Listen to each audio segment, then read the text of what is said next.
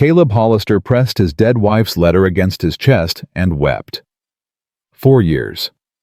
4 years of silence. 4 years of walking through life like a ghost, wearing a man's skin. The words blurred through his tears. Don't let grief close your heart, Caleb. When someone knocks, open the door. That night, someone knocked.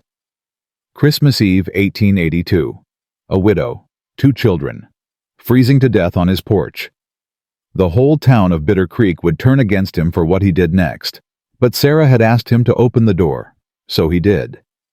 If you want to see how one act of mercy destroyed a man's reputation and rebuilt his soul, subscribe to this channel and stay until the end. Drop a comment telling me which city you're watching from. I want to see how far this story travels. The Winchester felt heavier than usual. Caleb sat by the window cleaning the rifle the same way he'd cleaned it every night for 4 years. Oil the barrel, check the action, count the rounds, 15 bullets. Same as always. His hands needed something to do, otherwise they shook. Clara's voice drifted from the kitchen. Papa, the table's set. He didn't turn around. Coming. But he didn't move. His eyes stayed fixed on the rocking chair in the corner. Sarah's chair. The one she'd sat in every evening mending clothes, humming hymns her belly round with their second child. Nobody sat in that chair now. Clara cleaned around it every week, but never touched it. Some things were too sacred to disturb. Papa. Clara appeared beside him. 9 years old. Brown hair pulled back in braids she'd learned to do herself, because there was no mother to teach her. Sarah's eyes looked out from that small face. Every time Caleb saw those eyes, he died a little more. I'm coming, sweetheart. They sat at the table, 2 plates, 2 cups, 2 people in a house that used to hold laughter. Clara bowed her head. Should I say grace? Caleb nodded, but didn't close his eyes. He'd stopped talking to God the day they buried Sarah and the baby boy, who never drew breath. But he let his daughter pray. She needed to believe in something bigger than their shared sorrow. Amen, Clara whispered. They ate in silence. Outside, the wind screamed across the Texas prairie like something alive and angry. Then came the knock. Sharp, urgent, desperate. Caleb's hand moved to the rifle before he even stood. Nobody traveled in weather like this. Nobody came to his door anymore. Not since he'd made it clear through 4 years of silence that he wanted to be left alone. The knock came again, harder. A voice filtered through the wind. Female. Breaking. Please. Anyone. Please. Clara's eyes went wide. Papa? Stay here. Caleb grabbed the Winchester and moved to the door. Every instinct told him to ignore it. Let whoever it was find shelter somewhere else. He'd earned his isolation. He'd paid for it in blood and tears. His hand touched the door handle. Sarah's words echoed in his mind. Words from a letter he'd read 1,000 times. When someone knocks, open the door. He opened it. The storm rushed in. Wind and snow and cold so sharp it stole breath from lungs. And there on his porch stood 3 people who would change everything. The woman was maybe 30, soaked through. Her wool cloak clung to her frame, but her spine was straight. Her chin was up. Even desperate and freezing, she held on to her dignity like it was the last thing she owned. In her arms, a little girl, maybe 4. Wrapped in a thin shawl and shaking so hard her teeth chattered loud enough to hear over the wind. Beside her, a boy, 7 maybe. His coat was patched with burlap. His shoes had holes. His toes were visible through the leather red and raw with frostbite. The woman's eyes met Caleb's. Brown eyes, deep and honest. Trying so hard not to beg. Sir, I apologize for the intrusion. Our wagon broke down 2 miles back. My children... Her voice cracked. My children won't survive the night. Caleb's grip tightened on the door. Close it. Close it now. Protect the fragile peace you've built from the ruins of your life. But then Clara appeared beside him. so small she barely reached his elbow. She looked up at him, then at the three people freezing on their porch. "Papa," she said quietly, "it's Christmas Eve." He didn't move. "The baby Jesus was born in a stable because there was no room at the inn." Clara's voice carried the simple certainty of childhood faith. "We have room." The words hit Caleb like a fist. Sarah would have said the same thing, would have opened the door before the knock even finished, would have pulled these strangers inside and wrapped them in quilts and fed them hot soup. He stepped aside. The woman hesitated. Pride warred with necessity in her expression. Then she crossed the threshold, children stumbling in behind her. Caleb closed the door. The wind's howl cut off. 5 people stood in a room meant for 2. "There's stew," he said, his voice rough. "Not much, but it's hot." The woman's eyes filled with tears she refused to let fall. "Thank you. God bless you, sir." Clara had already taken the little girl's hand and was leading her toward the fire. "This is Rosie," she said, offering her corn-husk doll. "She keeps you safe at night." The child took the doll with trembling hands. For the first time since entering, she smiled. Just a little, just enough. Caleb moved to the stove, ladled stew into 5 bowls. The pot had held enough for 2 people for several days. Now it would barely make 1 meal for 5. He did the math automatically. Years of survival making calculations, second nature. His supplies would last 2 people 3 more weeks. With 5 mouths, maybe 10 days. He divided the portions evenly anyway. The children ate like they were starving. The boy tried to show manners, but hunger won out. He scraped his bowl clean and licked his spoon when he thought no one was watching. The woman took small bites, chewing slowly, saving half her portion for later. Caleb recognized what she was doing, cut the last of his bread, and set the whole half loaf on the table in front of her. "Eat." She met his eyes. Something passed between them. Understanding. Recognition. Her hand trembled as she took the bread. "I'm Eleanor McBride," she said finally. "Ellie. These are my children, Samuel and Lucy. Caleb Hollister. This is my daughter, Clara." Ellie nodded. "Your wife?" "Dead. 4 years." The word fell like a stone. Ellie didn't flinch. "My husband passed 8 months ago. Yellow fever." Caleb said nothing. What was there to say? They were both broken, both walking through life like ghosts wearing human skin. "We came from Kansas," Ellie continued. "My husband's brother wrote that there was family land here in Texas. Said we could settle it, make a life." Her voice stayed level, factual, the way you spoke of unbearable things when you'd run out of tears. "When we arrived, the land was sold.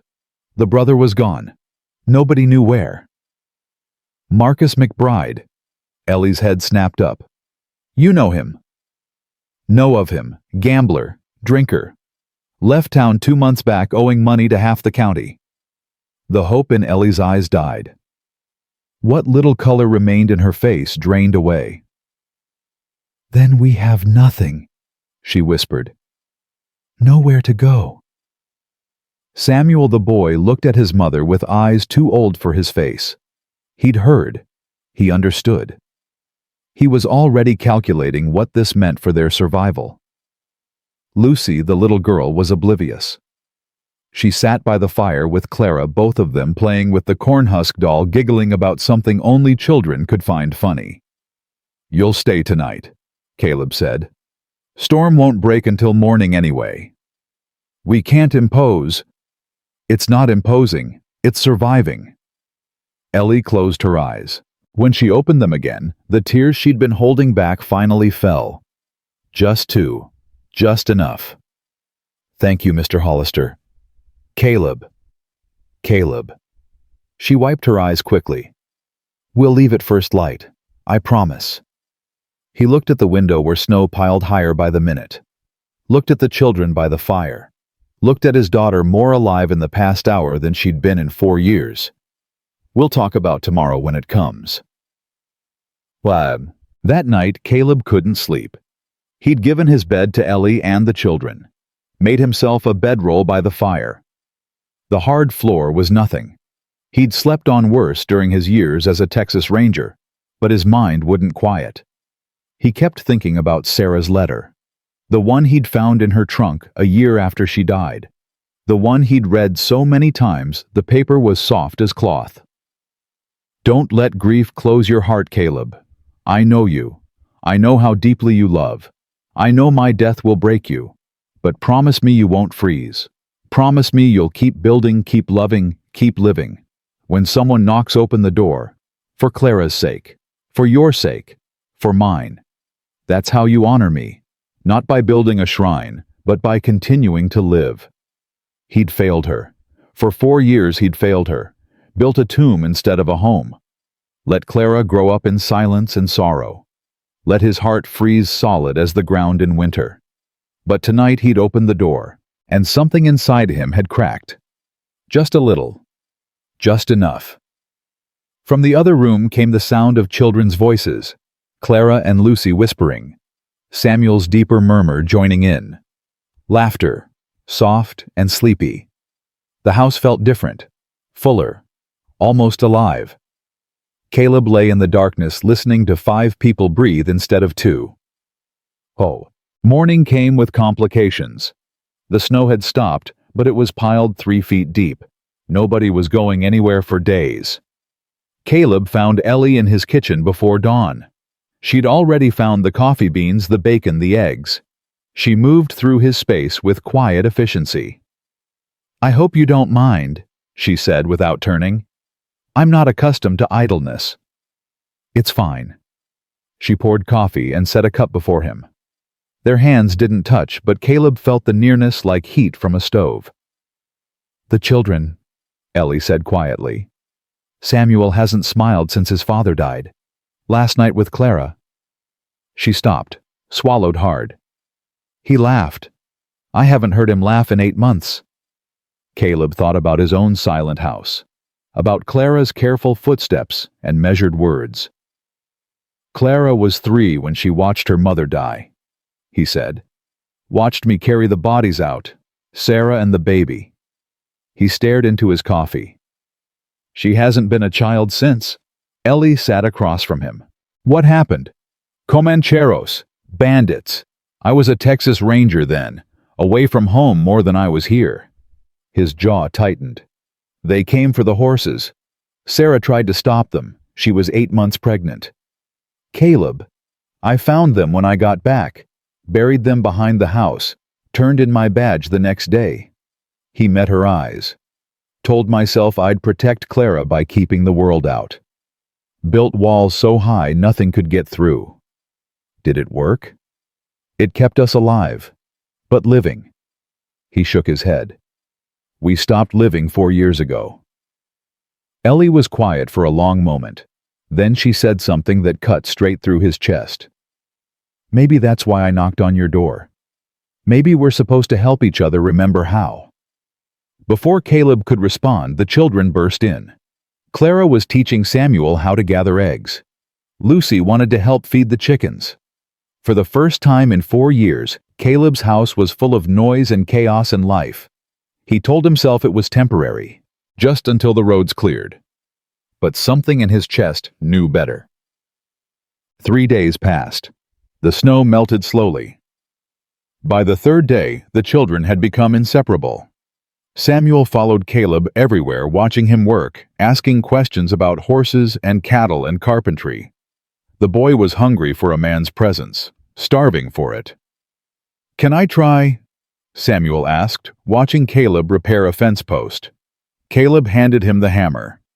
Keep your eye on the nail, not the hammer. Samuel swung.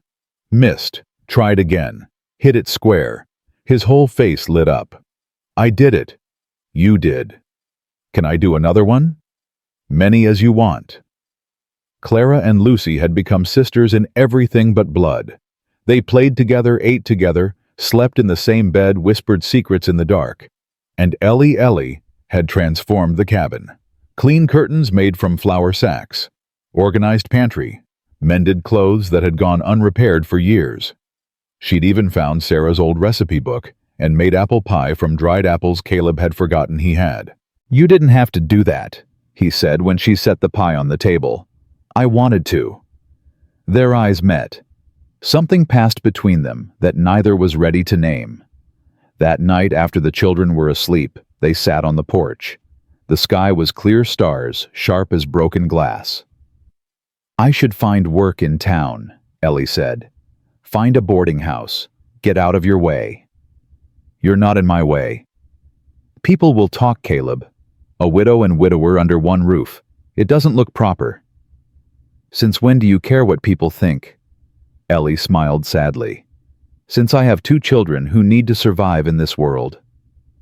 Caleb was quiet for a long moment. Then he said, "Stay through winter. Work here. I need help with the ranch anyway. Come spring, if you want to leave, I won't stop you." "That's not... It's practical. Nothing more." But they both knew it was more. They just weren't ready to say it out loud. Sunday came, church day. Caleb hadn't been to church in 4 years, but Clara had been asking, and Ellie wanted the children to have some normalcy. So they went. The church went silent when they walked in. Caleb felt every eye on them. The whispers started before they even found a pew. Heads turned. Women leaned toward each other. Men's faces hardened. Reverend Ezekiel Tate, the only black preacher in the county, a man Caleb respected deeply, nodded at them from the pulpit. But even he looked concerned. After service, the judgment came swift. Minerva Caldwell intercepted them on the church steps.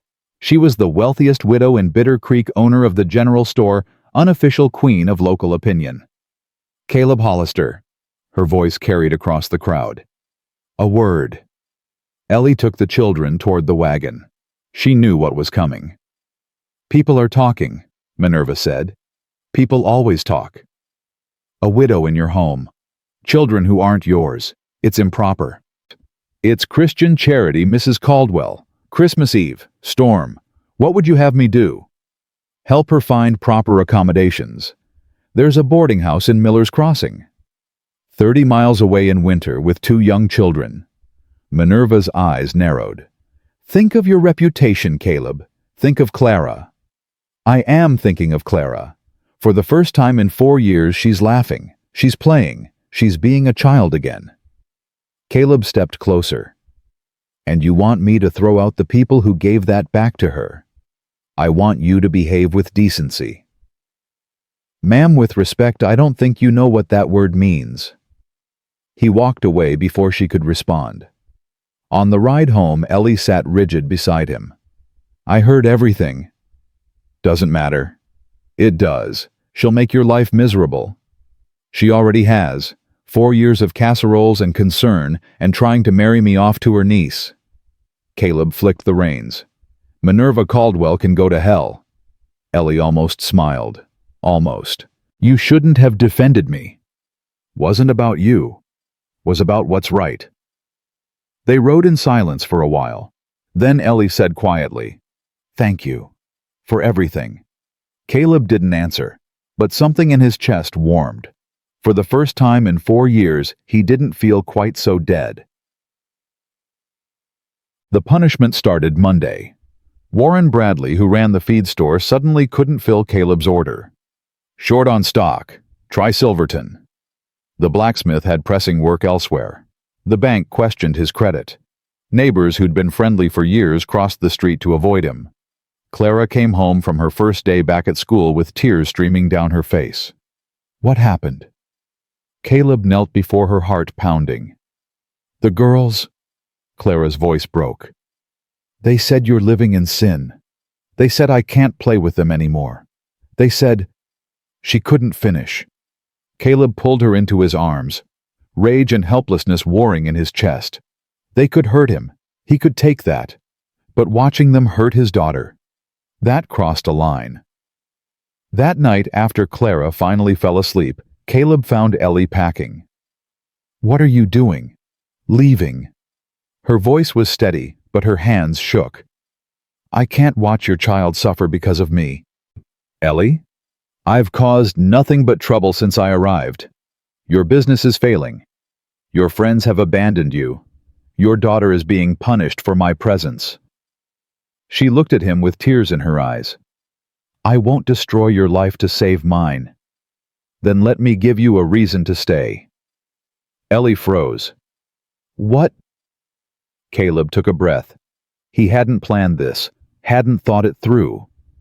But standing here watching her prepare to walk out of his life, he knew with sudden clarity what he wanted. "Marry me." The words fell into shocked silence. "Caleb." "Marry me, Ellie. If we're married, they can't call it improper. Can't say the children are in an unstable home. Can't use scandal to take them away. You can't marry me just to protect us from gossip." "That's not the only reason." Their eyes met. The truth hung between them, heavy and undeniable. "I should have asked weeks ago," Caleb said quietly. "I've been a coward about it. Afraid of betraying Sarah. Afraid of feeling something again." He stepped closer. "But this you, me, Clara, Samuel, Lucy, it's real. It matters. And I'm tired of being afraid." Ellie's eyes filled with tears. "You're sure?" "I've never been more sure of anything." She looked at her children sleeping in the other room. At Clara, who'd become a sister to them. At this man who'd opened his door on Christmas Eve and changed everything. "Yes," she whispered. The word changed everything. The word spread through Bitter Creek faster than wildfire. Caleb Hollister was marrying the stranger. The widow he'd taken in on Christmas Eve. The woman nobody knew with children nobody wanted. By noon the next day, Minerva Caldwell had organized an emergency meeting of the Women's Christian Society. By evening, half the town had signed a petition demanding Pastor Tate refuse to perform the ceremony. But Caleb didn't care about petitions. He rode into town Tuesday morning with Ellie beside him. The children stayed home with Joaquin Reyes, his ranch hand, and only remaining friend. A Mexican cowboy who'd been with Caleb since the Ranger days. The only person in Bitter Creek who hadn't turned his back. "You sure about this, boss?" Joaquin had asked before they left. "Town's gonna crucify you." "Let them try." Now Caleb walked into the general store with Ellie at his side. Minerva Caldwell stood behind the counter, her face carved from stone. "I need flour," Caleb said. "Coffee, sugar, lamp oil." Minerva didn't move. "Store's closed." "Sign says open." "Sign's wrong." Ellie stepped forward. "Mrs. Caldwell, please. The children need the children." Minerva's voice dripped venom. "Those children aren't his. Aren't yours either the way I hear it. Word is, you're not even properly widowed. Word is your husband's still alive somewhere and you ran off with his money." Ellie went white. "That's a lie." "Is it nobody knows anything about you, Mrs. McBride? You showed up out of nowhere on Christmas Eve with a sob story and latched on to the first man who'd have you." Caleb's hand shot out and slammed flat on the counter. The sound cracked through the store like a gunshot. "You'll apologize," he said quietly. "Right now." Minerva's eyes widened. In 4 years, she'd never seen Caleb Hollister show any emotion at all. He'd been a ghost, a walking corpse, safe. This man standing before her was not safe. "I don't apologize for speaking truth," she managed. "Then I don't apologize for what happens next." He reached into his pocket and pulled out a folded paper, set it on the counter. "That's the deed to the land your store sits on. Land my father sold to your husband 30 years ago for a fraction of what it was worth because they were friends." Caleb's voice was ice. "I still own the mineral rights. Every penny you've made from that well behind your store belongs to me." Minerva's face went gray. "You wouldn't. Try me." "Try." Silence stretched between them. The other customers in the store had gone still, watching, barely breathing. Finally, Minerva looked at Ellie. "I apologize," she said through gritted teeth, "for any offense." "Accepted," Ellie whispered. Caleb gathered his supplies himself, left payment on the counter, and walked out without another word. In the wagon, Ellie's hands shook. Caleb, what you did in there was long overdue. She'll never forgive you. Don't need her forgiveness, need her silence. Ellie looked at him, really looked. Who are you, Caleb Hollister? He flicked the reins. A man who's done being afraid. The wedding was set for Sunday. Pastor Ezekiel Tate agreed to perform the ceremony despite the petition. When the Women's Christian Society showed up at his door demanding he refuse, he met them on his porch with a Bible in his hand. Ladies, he said calmly, which verse shall we discuss first? The one about caring for widows and orphans, or the one about judging not lest ye be judged? They left without another word. But the pressure didn't stop. Thursday afternoon, Sheriff Wade Brennan rode out to Caleb's ranch. Caleb saw him coming from the barn where he was teaching Samuel to brush down horses. Stay here, he told the boy. Don't come out until I say. Samuel's eyes went wide. Is something wrong? Nothing I can't handle. Caleb walked out to meet Wade. They'd been rangers together years ago. Brothers in everything but blood.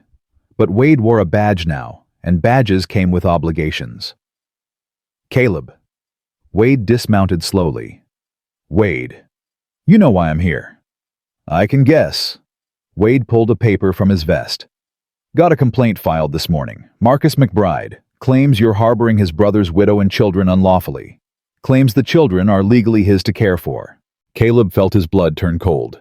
Marcus McBride is a drunk and a gambler who abandoned his family obligations. Maybe so, but he's also blood kin, and the law favors blood.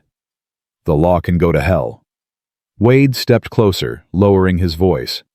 Listen to me, Caleb. I don't want to be here. I don't want to do this. But Marcus filed proper paperwork. If you don't produce those children for a custody hearing, I'll have to arrest you for obstruction. When's the hearing? Monday morning. Judge Crawford's circuit. 4 days. He had 4 days. Wade. Caleb grabbed his old friend's arm. You know what Marcus is. You know what he'll do to those children. I know. Wade's jaw tightened. But my hands are tied, unless you can prove he's unfit. How the man's a ghost. Nobody knows where he's been, what he's done. Wade was quiet for a moment. Then, talk to Doc Henderson. He treated Marcus back in September. Something about injuries. Might be a story there. It was a risk. Wade was giving him information he shouldn't give. If anyone found out, thank you, Caleb said. Don't thank me. Just find something I can use. Wade mounted his horse. And Caleb, marry that woman before Monday. A husband has more standing than a stranger. He rode off without looking back. Caleb found Ellie in the kitchen, already knowing something was wrong. What happened? He told her everything. The color drained from her face with each word. By the end, she was gripping the edge of the table, like she might collapse without it. Marcus, she whispered. Oh God, Marcus is here. You knew he might come. I knew he might try. Her voice shook. He wanted Patrick's share of the family inheritance. When Patrick died, that share should have gone to the children. But the will requires them to be 18 to claim it. If Marcus gets custody, he controls the money. Until they come of age, which they might not with him in charge. Ellie looked at Caleb with terror in her eyes. He let Patrick die, Caleb. I'm sure of it.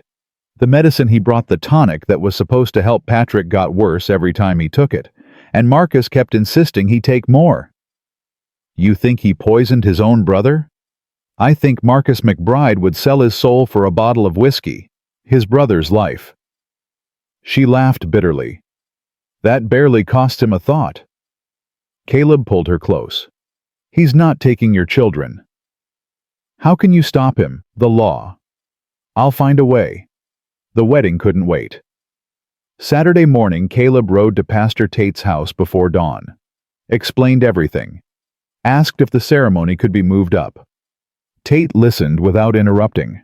When Caleb finished, the pastor was quiet for a long moment. You're not marrying this woman just for legal protection, he said finally. It wasn't a question. No, sir. You love her. Caleb hadn't said those words out loud, hadn't let himself think them, but standing here facing a man who'd seen the worst of humanity and still believed in the best. Yes, he said. I love her. Tate nodded slowly. Then we'll do it today, this afternoon, 3 o'clock. The church will be locked, Minerva's doing. But I don't need a church to perform a marriage. Tate smiled. I've married folks in barns and fields in the middle of cattle drives. Your front porch will do just fine. Caleb rode home faster than he'd ridden in years. He found Ellie hanging laundry, the children playing nearby. When she saw his face, she dropped the sheet she was holding. What is it? We're getting married, today, 3 o'clock. Today? But I don't have there's no dress the children. Caleb took her hands. Ellie, we don't have time for fancy. We have time for real. She looked at him. At the man who'd opened his door to strangers on Christmas Eve, who'd faced down his whole town for her, who'd put everything he had on the line for children who weren't his blood. Okay, she breathed. Today. The ceremony was simple. Pastor Tate stood on Caleb's porch, Bible in hand. Caleb wore his only suit, dusty from 4 years, in a trunk. Ellie wore Sarah's wedding dress, altered overnight by her own hands. Clara had found it in the attic and insisted. Mama would want her to have it, Clara said. Mama would love her. Those words nearly broke Caleb. Joaquin served as witness along with his wife Maria and their 3 children. They were the only guests, the only people in Bitter Creek who'd stand with them. Dearly beloved, Tate began, we are gathered here. The sound of hoofbeats interrupted him. 6 riders came up the road, fast, deliberate. Caleb's hand moved to his hip before he remembered he wasn't wearing his gun, hadn't worn it to his own wedding. The lead rider pulled up 10 feet from the porch, Marcus McBride. Caleb recognized him from old photographs. Patrick's brother. But where Patrick had been described as kind and gentle, Marcus had the look of a man who'd spent too many nights in saloons and not enough in churches. His eyes were bloodshot, his clothes expensive but stained. Behind him, 5 men who looked like they'd been hired for muscle, not conversation. Well, well, Marcus drawled. A wedding, and I wasn't even invited. Ellie stepped behind Caleb instinctively. The children crowded close. You're not welcome here, Caleb said. Not welcome, I'm family. More than you are stranger. Marcus's eyes moved to Ellie. Hello, sister. Miss me? Go away, Marcus. Can't do that. See, I have a legal obligation to those children, my brother's children, and I intend to fulfill it. Your legal complaint can wait until Monday, Caleb said. This is a private ceremony. Private? Marcus laughed. Nothing's private in a town this size. Everyone knows what you're doing. Everyone knows you're trying to steal my family. Your family, Ellie's voice rose. You abandoned them. You promised us land that didn't exist. You took Patrick's money and disappeared. Prove it. I will. Monday, in court. Marcus's smile flickered. Just for a second. But Caleb caught it. He's scared, Caleb realized. He's not as confident as he wants us to think. Here's what's going to happen, Marcus said. You're going to hand over those children right now, and this farce of a wedding is going to stop. No. No. Marcus nodded to his men. Boys. The 5 riders started to dismount. Joaquin stepped forward, his hand on his gun. Maria pulled her children behind her. Pastor Tate moved in front of Clara and the others. You draw on a man of God? Tate asked quietly. Marcus hesitated. In front of children, on holy ground. Tate's voice carried the weight of righteousness. Whatever sins you've committed, Marcus McBride, don't add this one to the list. The moment stretched. Nobody moved. Then Sheriff Wade Brennan's voice cut through the tension. "That's enough." He rode up from the East Road badge glinting in the afternoon sun. His hand rested on his holster. His eyes were cold. "Marcus McBride, you filed a legal complaint. You'll get your hearing Monday morning. Until then, you will not harass these people." "Sheriff, You're just leaving, now, or I'll arrest you for disturbing the peace." Marcus's face twisted with rage, but he wasn't stupid. Not completely. 6 against 1 lawman was bad odds when the town was watching. "Monday," he said to Ellie. "Enjoy your wedding night. It'll be your last as a free woman." He wheeled his horse and rode off, his men following. Wade watched them go. Then he turned to Caleb. "Finish your ceremony. I'll keep watch." "Thank you." Wade's expression softened. "Just win that hearing, Caleb. Win it clean." Pastor Tate cleared his throat. "Shall we continue?" Caleb took Ellie's trembling hands. Yes. The vows were simple, traditional, but when Caleb spoke them, he meant every word. "I take you, Eleanor, to be my wife, to have and to hold from this day forward. For better or worse, for richer or poorer, in sickness and in health, to love and to cherish until death do us part." Ellie's voice was steady despite the tears streaming down her face. "I take you, Caleb, to be my husband, to have and to hold from this day forward, for better or worse, for richer or poorer, in sickness and in health, to love and to cherish until death do us part." Pastor Tate smiled. "By the power vested in me, I now pronounce you husband and wife. Caleb, you may kiss your bride." The kiss was brief, tender, a promise of more to come. Clara threw her arms around them both. Samuel and Lucy joined in. For one perfect moment they were a family. Complete. Whole. Then Caleb looked toward the road where Marcus had disappeared. 2 days until the hearing. 2 days to find proof of what Marcus really was. 2 days to save his family. Sunday morning, Caleb rode to Doc Henderson's house before the sun was fully up. The doctor was an old man, 70 if he was a day, with hands that still worked miracles and eyes that had seen everything. He'd delivered half the babies in Bitter Creek, including Clara. He'd also been the one to confirm Sarah's death. Caleb Hollister. Doc opened his door, unsurprised. "Heard you got married." "Word travels fast." "Always does. Come in." They sat in the doctor's study, surrounded by medical books and the smell of carbolic acid. "Wade Brennan said you treated Marcus McBride back in September." Caleb began. Doc's expression shifted. "Wade shouldn't have told you that." "I know, but those children, Doc, he's trying to take them. And if what my wife suspects is true—" "What does she suspect?" Caleb told him. "The medicine, the gradual decline, the symptoms that didn't match cholera." Doc was quiet for a long time. "I can't break patient confidentiality," he said finally. "You understand that?" "I do. But—" Doc leaned forward. "If someone were to ask me what kinds of substances cause certain symptoms, that's just medical education, not confidentiality." Caleb held his breath.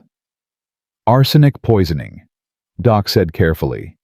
"Presents with stomach pain, vomiting, and progressive weakness. The victim often appears to have digestive illness. A doctor unfamiliar with poisoning might mistake it for cholera or dysentery." "And Marcus McBride came to me in September with injuries consistent with a severe beating.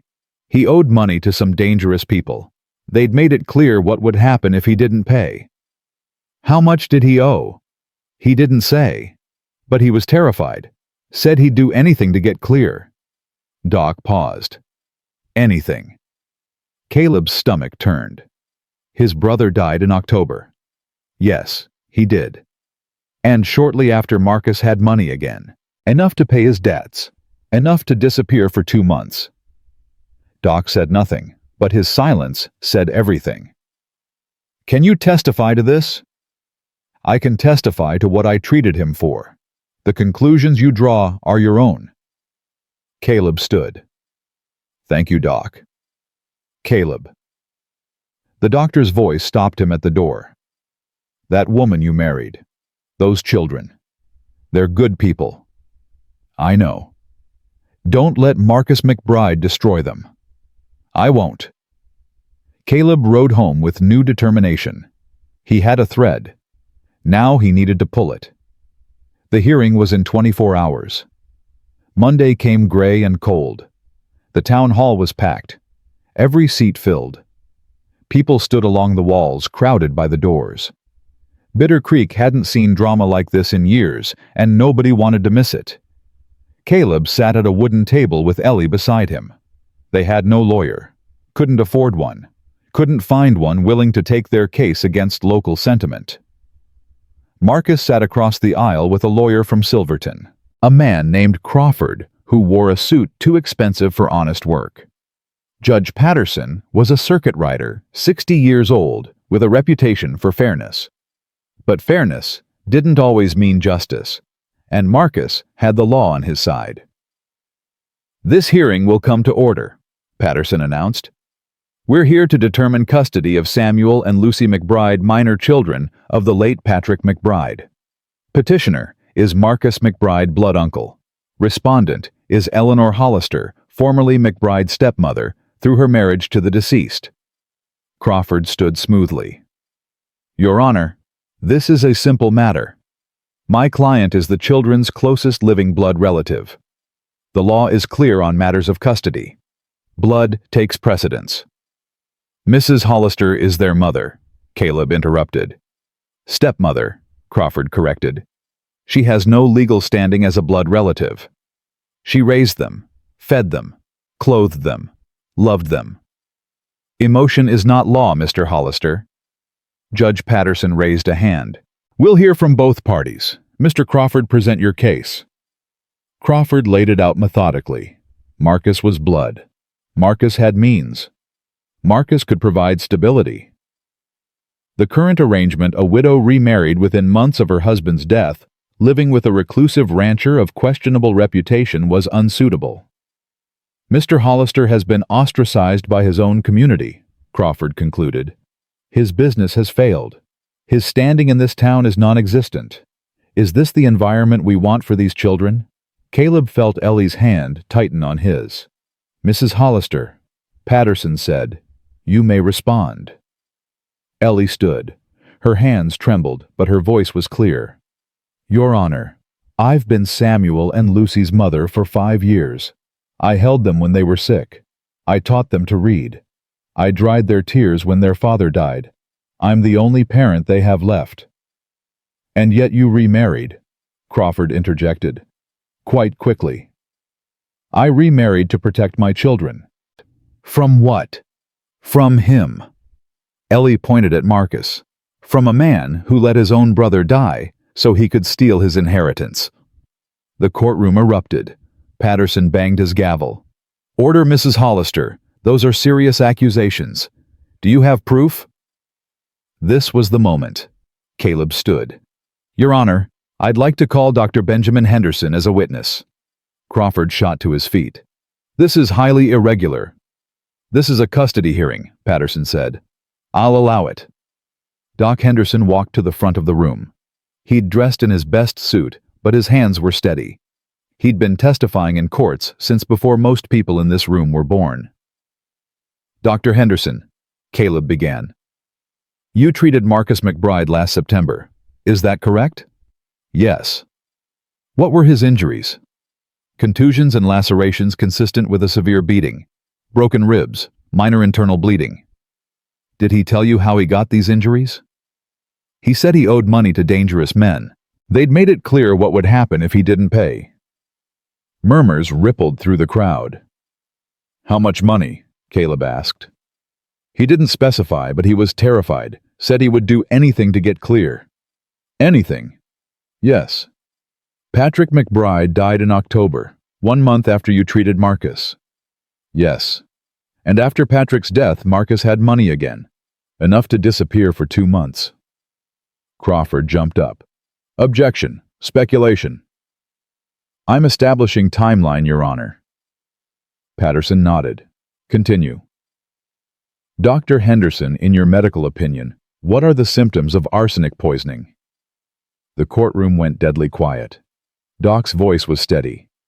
Stomach pain, vomiting, progressive weakness. The victim often appears to have digestive illness. A doctor unfamiliar with poisoning might mistake it for cholera or dysentery. How did Patrick McBride die? I didn't treat him, but I reviewed the death certificate. Cause of death was listed as cholera. And are the symptoms of cholera similar to arsenic poisoning? Yes, very similar. Ellie's voice cut through the silence. Marcus brought medicine. Every week for 3 months. A tonic, he said, would help Patrick's digestion. Patrick got worse every time he took it, and Marcus kept insisting he take more. Marcus shot to his feet. That's a lie. Is it?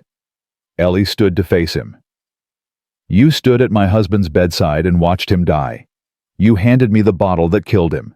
You told me to keep giving it to him because it would help. You can't prove. I still have it. The words dropped like a bomb. I kept the bottle, Marcus. I don't know why. Maybe I knew even then that something was wrong. Ellie reached into her bag and pulled out a small brown bottle. Doc Henderson tested it this morning. Tell them what you found. Doc's voice was grave. The bottle contains traces of arsenic. Enough over 3 months to kill a man slowly. Marcus's face went white. You murdered him, Ellie said, tears streaming down her face. You murdered my husband for money, and now you want to take his children too. Crawford tried to speak, but the crowd was already turning. Angry murmurs became shouts. Someone yelled, "Murderer!" Someone else threw something. Judge Patterson banged his gavel repeatedly. Order! Order! Sheriff Brennan moved toward Marcus, his hand on his gun.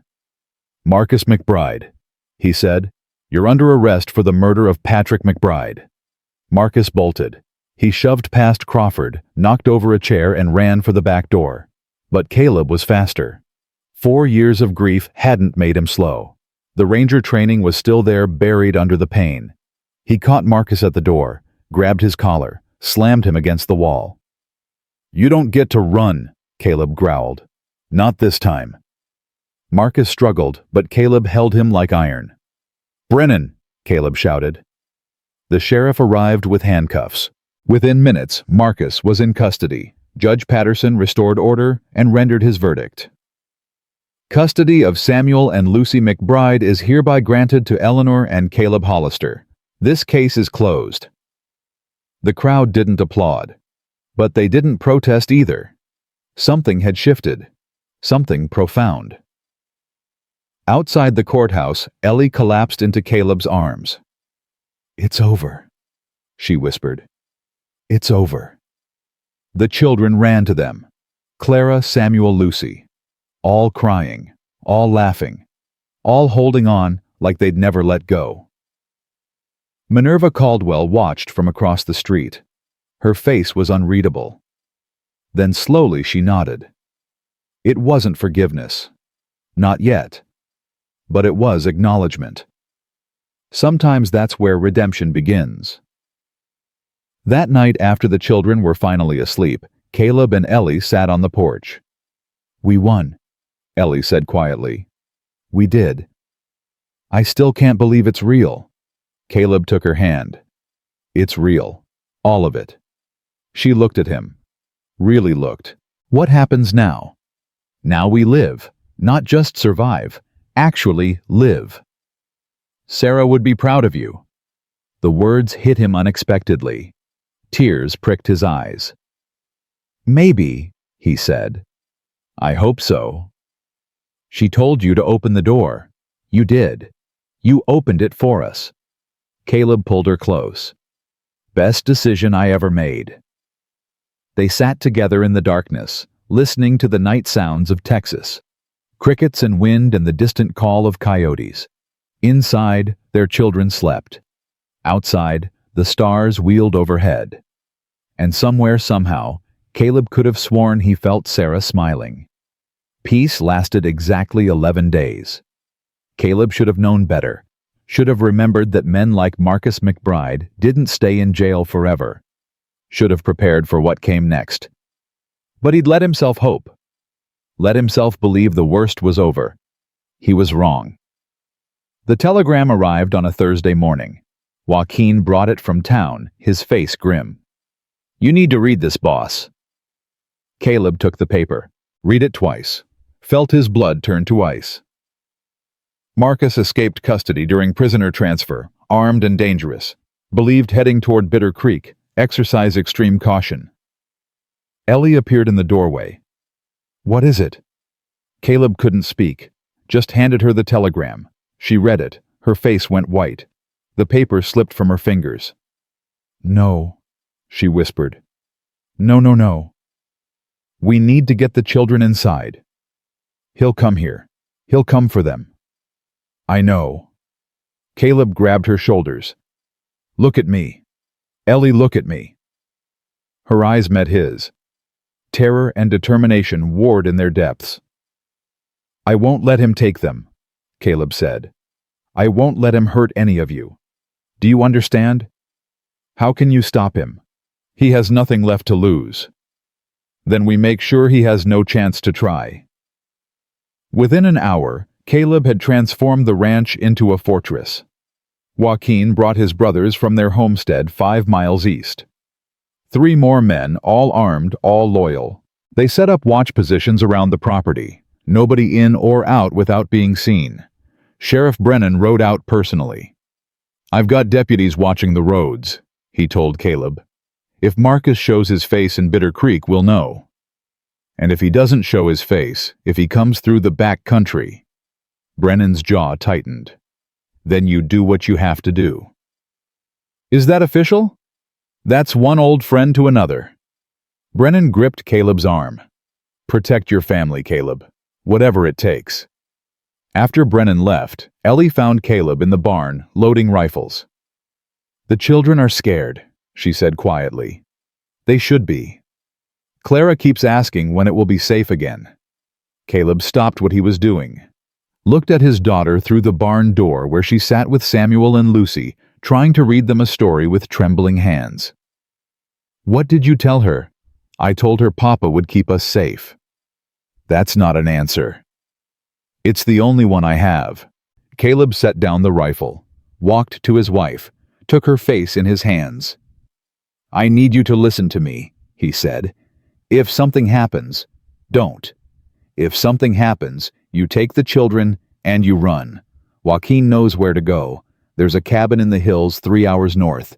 You hide there until Brennan sends word it's safe." "I'm not leaving you." "You're not leaving me. You're protecting our children." Ellie's eyes filled with tears.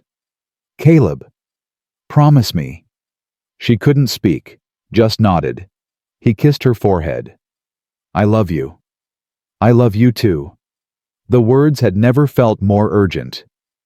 2 days passed without incident. Caleb barely slept. Every sound made him reach for his gun.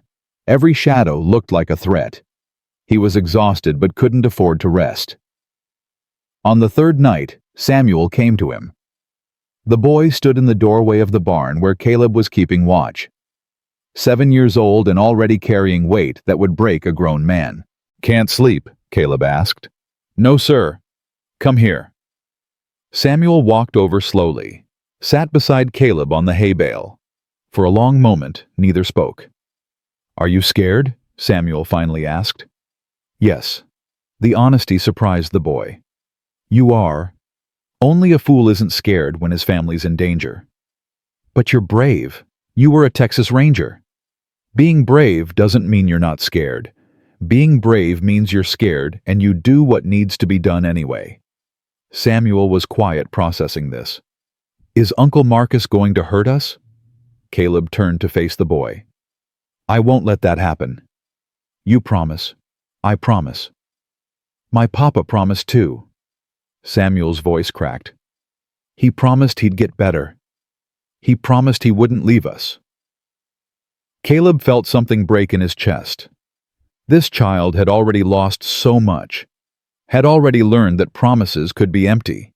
that the people who loved you could be taken away. Your papa didn't break his promise on purpose, Caleb said carefully. He was taken from you. That's different. It doesn't feel different. I know. What if you get taken too? The question hung in the air. Caleb thought about Clara, who'd watched her mother die. About Samuel, who'd watched his father fade away. About Lucy, too young to understand, but old enough to feel the fear.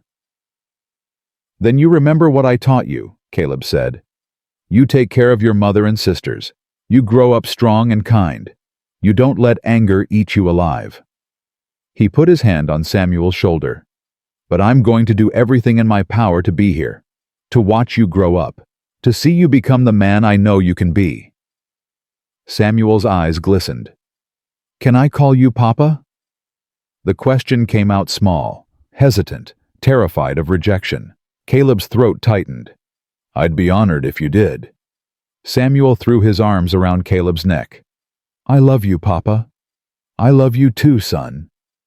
They stayed like that for a long time, father and son, not by blood, but by something stronger, by choice. The attack came on Sunday, not at night when they expected it, not from the hills where they were watching, but at noon in broad daylight from the one direction nobody had covered. The church. Caleb had finally agreed to let the family attend service. 3 days of lockdown had the children climbing the walls. Pastor Tate had promised extra security. Brennan had deputies stationed at every entrance. It should have been safe. It wasn't. They were halfway through the sermon when the doors burst open. Marcus McBride walked in with a gun in each hand. Behind him, 4 men, the same hired muscle from before plus 1 more. Nobody move, Marcus shouted. Nobody makes a sound.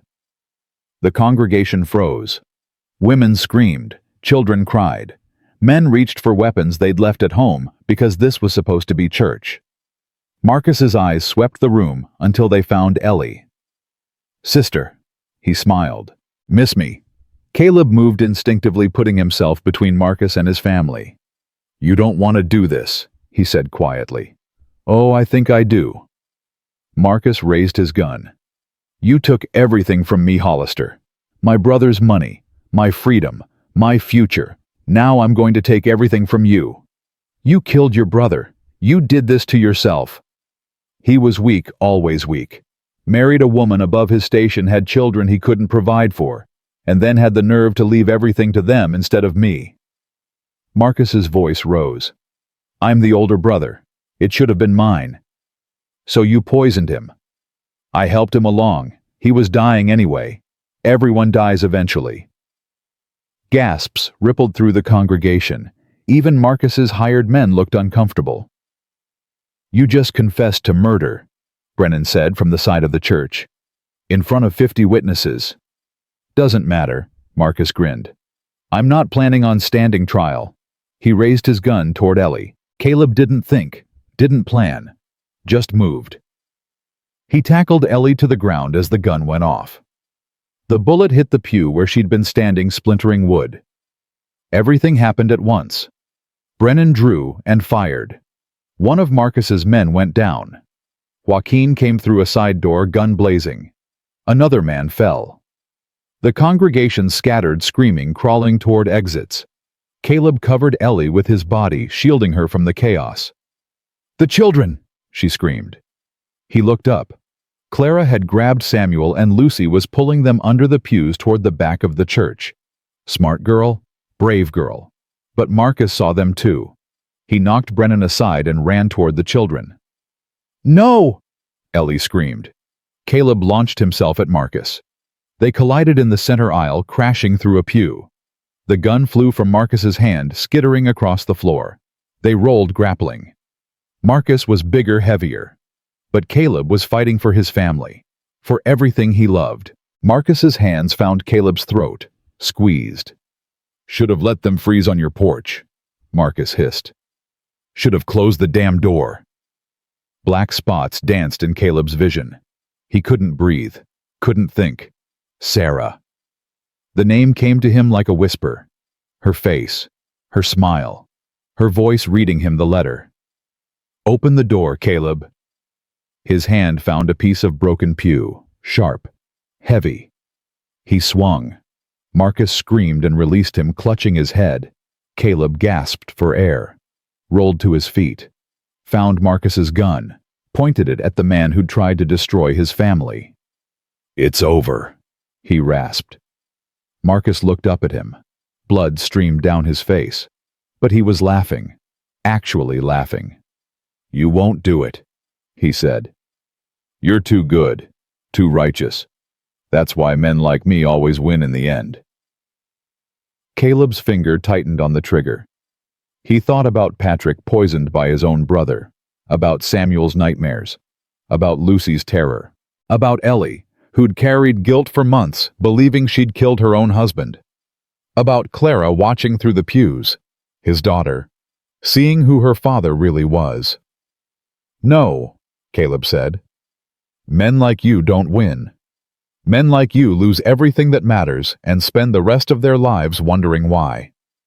He flipped the gun and brought the butt down hard on Marcus's skull. Marcus collapsed, unconscious. Brennan appeared beside Caleb, handcuffs ready. "Nice speech," the sheriff said. "Learned from Sarah. Good woman.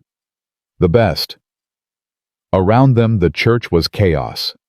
Wounded men groaning, women crying, children being comforted by shaking parents. But Caleb's family was safe. Ellie ran to him, throwing her arms around his neck. Clara came next, then Samuel, then Lucy. They held each other in the center of the ruined church, 5 people bound together by something stronger than blood. "Is it over?" Samuel whispered. Caleb looked at Marcus being dragged away by deputies, looked at the carnage around them, looked at his family. "Yes," he said. "It's finally over." It wasn't, of course, not really. Marcus was locked up again, this time in the territorial prison, where escape was impossible. He'd hang for murder, the prosecutor said, just a matter of time. But the damage he'd done lingered. Samuel woke screaming from nightmares. Lucy wouldn't let Ellie out of her sight. Clara pretended to be brave but jumped at every loud noise. And Caleb started dreaming about Sarah again. Not the happy dreams, not memories of their life together, but the last dream. The one where he found her in the cabin, broken and bleeding. The one where he was too late. Every night he woke in cold sweat, reaching for a woman who wasn't there. Ellie noticed. "You're not sleeping," she said one morning 2 weeks after the church. "You're getting worse." "I'm fine." "You're not fine. You're disappearing again like you did before I came." "Ellie, don't lie to me, Caleb, not after everything." He wanted to argue, wanted to insist he was handling it, but he looked at his wife, at the woman who'd seen him at his worst, and loved him anyway, and the walls crumbled. "I keep seeing her," he admitted. "Sarah, every night. I keep getting there too late. You couldn't have saved her." "I know. My head knows. But my heart—" "Your heart is still punishing yourself for something that wasn't your fault." Caleb closed his eyes. "What if it happens again? What if I can't protect you? Then we lose each other. But that's not within our control. What is within our control is how we live with the time we have." Sarah said something similar, in her letter. "Smart woman." Ellie took his hands. "She didn't tell you to stop grieving. She told you to keep living. There's a difference." "What's the difference?" "Grieving is natural, necessary. But living means you don't let the grief win. You honor the dead by making the living count." Caleb looked at his wife, really looked. This woman who'd lost everything and crossed half a country with 2 children and nothing but hope. Who'd knocked on a stranger's door on Christmas Eve. Who'd rebuilt her life from ashes and helped him rebuild his. "How did you get so wise?" he asked. "Suffering teaches you things if you let it." "What did it teach you?" "That love is worth the risk. That family is what you make, not just what you're given. That starting over isn't giving up, it's choosing to live." Caleb pulled her close. "I love you." "I know." She smiled against his chest. "I love you too." The healing didn't happen overnight, but it happened. Pastor Tate came by weekly to pray with them and listen without judgment. Doc Henderson checked on the children's progress and declared them healthy in body, if still fragile in spirit. And slowly the town began to change. Minerva Caldwell was the first to break. She appeared on Caleb's porch one afternoon in late February, a basket in her hands, and something that looked almost like shame on her face. "Mrs. Caldwell." Caleb blocked the doorway. He hadn't forgotten what she'd done. Probably never would. "Mr. Hollister." She thrust the basket forward. "Fresh bread, preserves, for the children." "We don't need charity." "It's not charity. It's—" She stopped, took a breath. "It's an apology." Caleb said nothing. "I was wrong," Minerva continued. "About your wife, about you, about all of it." Her voice cracked. "I let my own fears make me cruel, let my own disappointments poison my judgment." "What fears? What disappointments?" Minerva's facade finally shattered. "My daughter ran off 3 years ago, with a Mexican rancher. I told her if she married him she was dead to me." Tears spilled down her cheeks. "She took me at my word. I haven't heard from her since." Caleb thought about Joaquin, about the friendship they'd built despite what others thought, about choosing love over prejudice. "And when you saw Ellie," he said slowly, "a woman from nowhere with children who weren't mine, I saw everything I'd told myself good people didn't do, and I couldn't stand it." Minerva wiped her eyes. "Because if you were good, then maybe my daughter was good too. And if my daughter was good, then you were the villain." "Yes." Caleb studied the woman before him. The proud, powerful woman who'd tried to destroy his family, who'd led the charge against them, who'd made their lives miserable for months. She looked old now, small, broken. "Your daughter," he said. "What's her name, Yidol?" "Elena. Elena Reyes now." Caleb felt something shift in his chest. Reyes. Her husband's name. Joaquin Reyes. The world tilted. "Joaquin is your son-in-law." Minerva's face crumpled. "He doesn't know. Elena never told him about me. Probably ashamed." Caleb turned and called into the house. "Joaquin," his friend appeared confused. "Boss, come here, there's someone you need to meet." What followed was something Caleb would remember for the rest of his life. Joaquin recognized Minerva immediately. His face went hard. "Mrs. Caldwell." "Mr. Reyes." "You're the woman who broke Elena's heart." "Yes." "Who made her cry for months after we married." "Yes." "Who sent back every letter she ever wrote unopened." "Yes." Joaquin stepped forward. Every line of his body screamed anger. "Give me one reason I shouldn't throw you off this property." Minerva didn't flinch. "Because I'm the reason Elena hasn't written you in 3 months. Because she's dying, and she wants to see me before she goes. And because I'm too much of a coward to face her alone." The anger drained from Joaquin's face. "Elena's sick. Consumption. She didn't want to tell you. Didn't want to burden you." "Burden me!" Joaquin's voice cracked. "She's my wife." I know. Minerva was sobbing now. "She's at my house in town. She came back a week ago. Barely made the journey. She's asking for you, but she's too proud to send word herself." Joaquin turned to Caleb. "Boss, go, now." Joaquin ran for his horse. Caleb looked at Minerva still weeping on his porch. "Why did you come to me?" "Because you're the only person in this town who might understand." She met his eyes. "You lost your first wife. You know what it is to watch someone you love slip away. Joaquin's about to face that, and he needs people who understand. He needs family. We're not his family."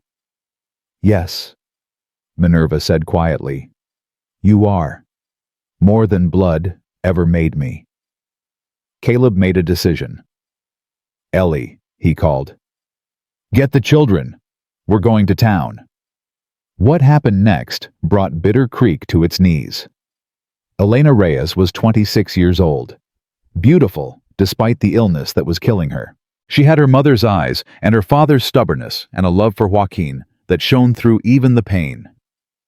When Joaquin burst into Minerva's house, Elena smiled. "Took you long enough," she whispered. "Why didn't you tell me?" "Because you'd have worried, because you'd have stopped working, because I wanted you to remember me healthy, not like this. I'd rather have you sick than not have you at all." Elena reached for his hand. "I know. That's why I came back." Minerva stood in the corner watching her daughter, unable to speak, unable to move. Elena saw her. "Mama." One word.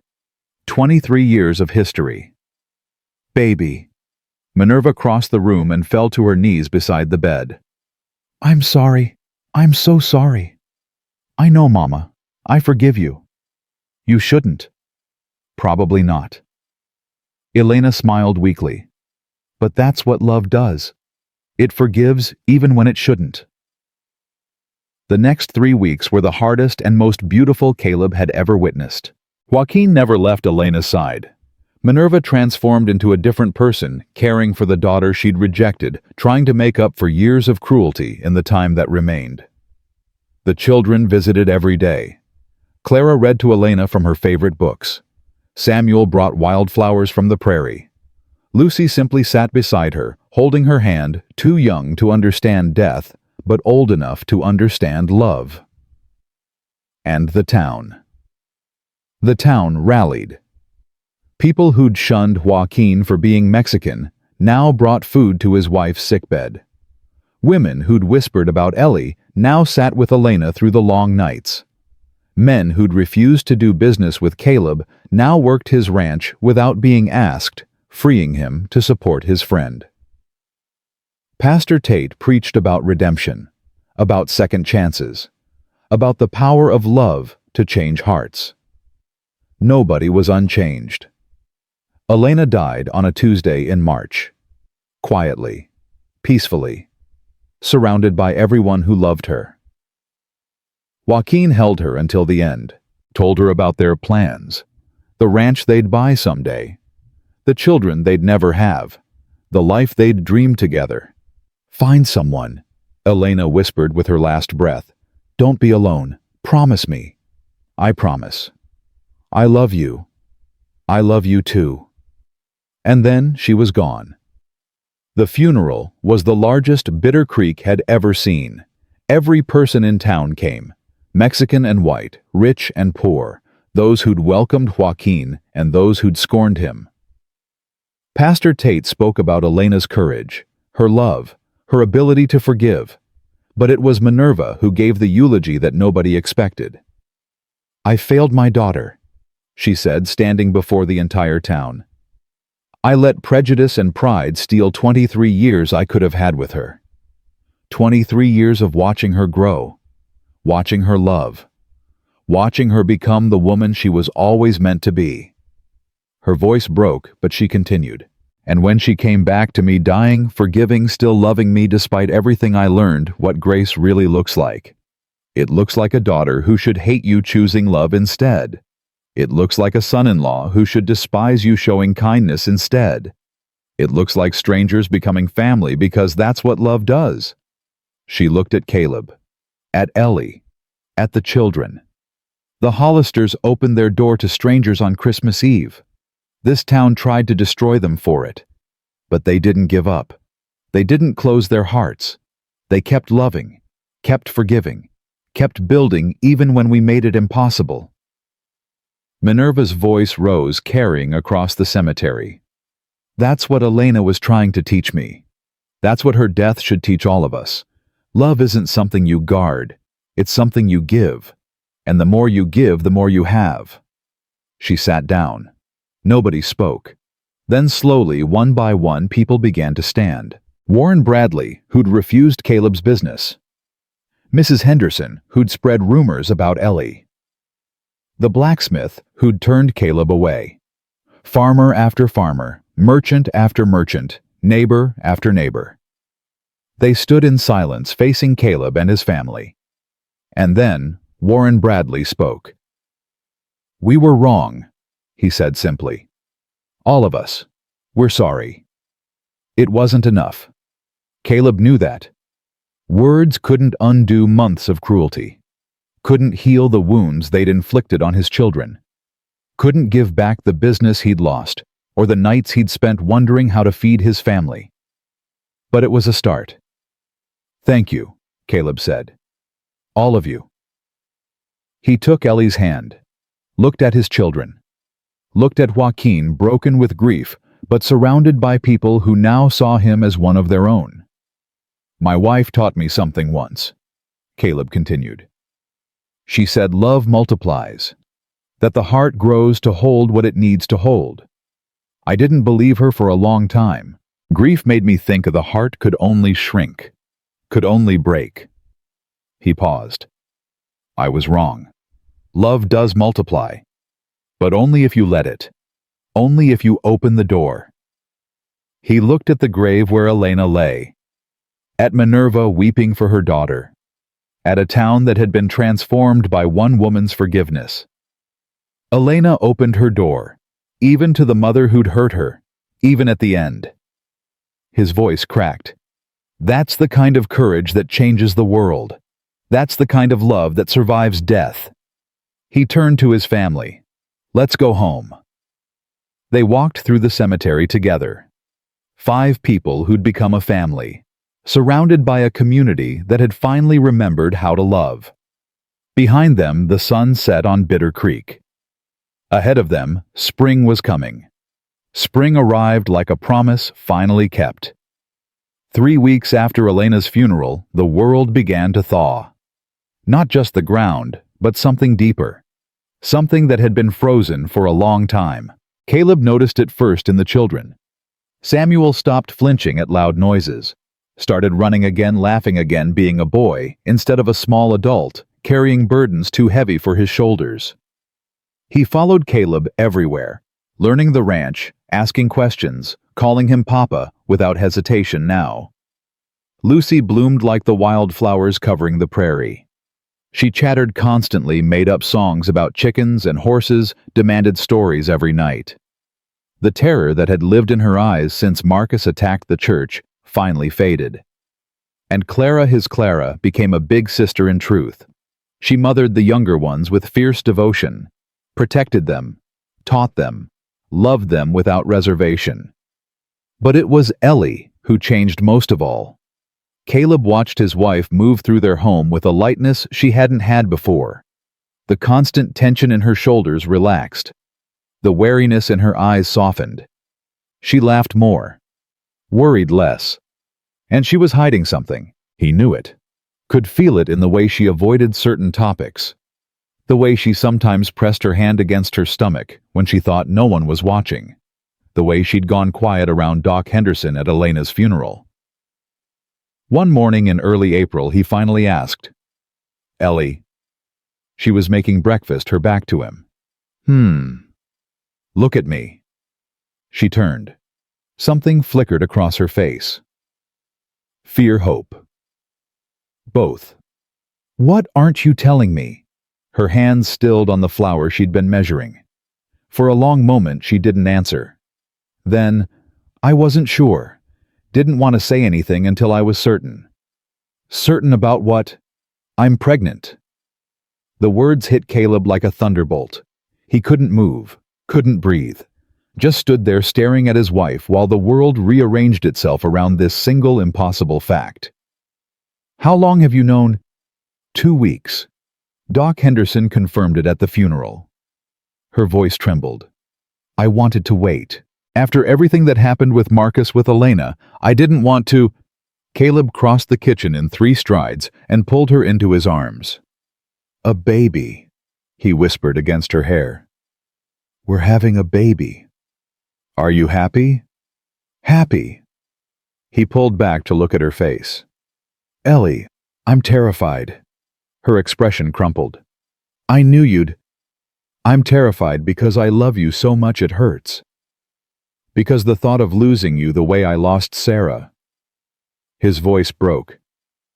But I'm also happier than I've been in 5 years. Maybe ever. Truly. Truly. She laughed, then tears streaming down her face. I was so scared to tell you. Why? Because of Sarah. Because of the baby you lost.